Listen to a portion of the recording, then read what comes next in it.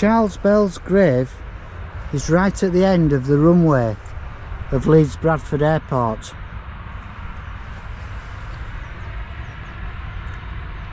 In 1941, people were desperate to contribute something towards the defeat of the Luftwaffe. Lord Beaverbrook came to power through the Daily Express, which was the largest newspaper circulation in the world at the time.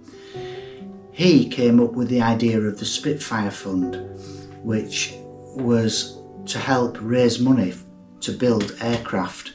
The figure that came up with was £5,000 for a single-engined aircraft. This wasn't necessarily what it cost to build one, but it was a figure that was thought reasonable to be able to be raised.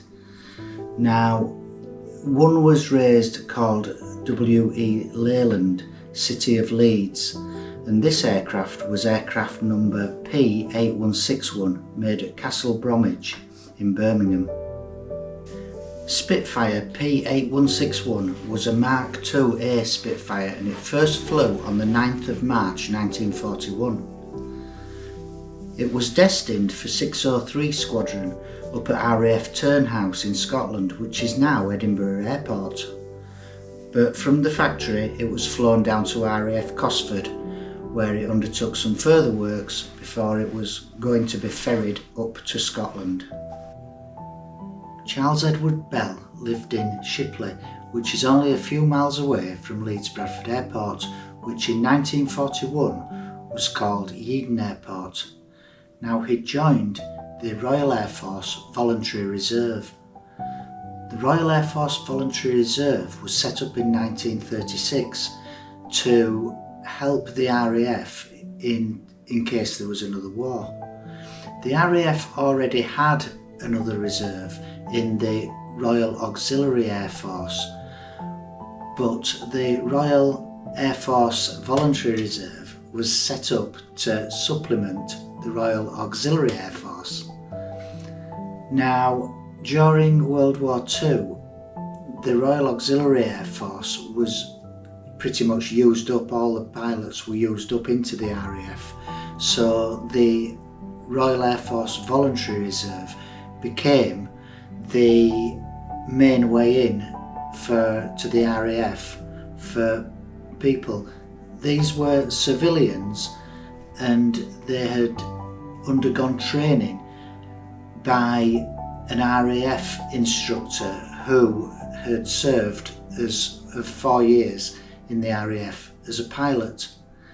Now, the civilians, once they were inducted into the Royal Air Force Voluntary Reserve, they had to sign an oath of allegiance.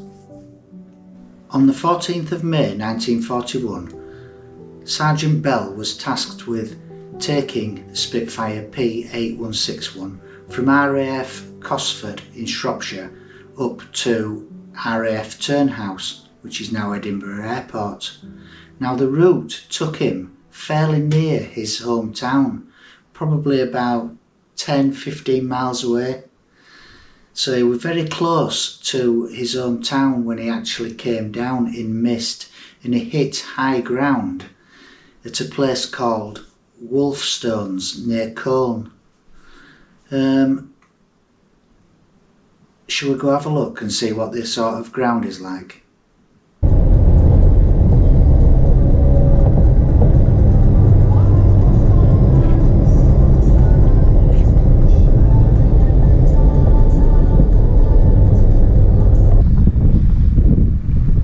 I'm up on the moors at the scene of the air crash, and over there in the distance on the horizon is an area called Wolfstones, and that's roughly where the aircraft hit the ground. It's a very bleak area up here, very cold, very desolate. Charlie Bell's grave is at the end of the runway of Leeds Bradford Airport. A constant reminder of where he used to fly from.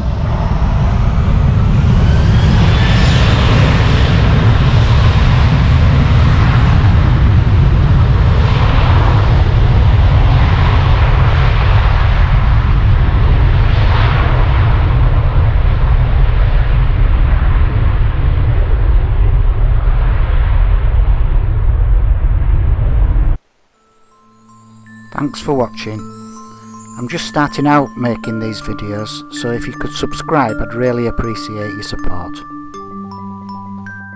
Radio, babe. I'm not lined up yet. Russell traffic, final, runway 02.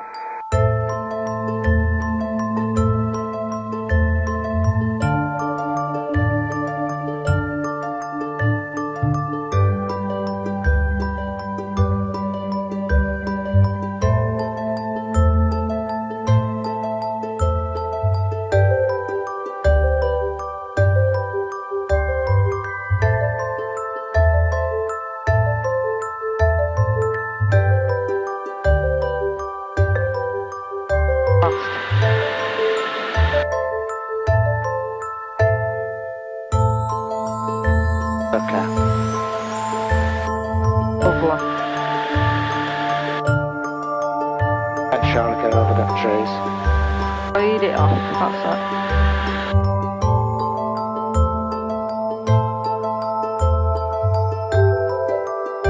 Power on till I get over them trees.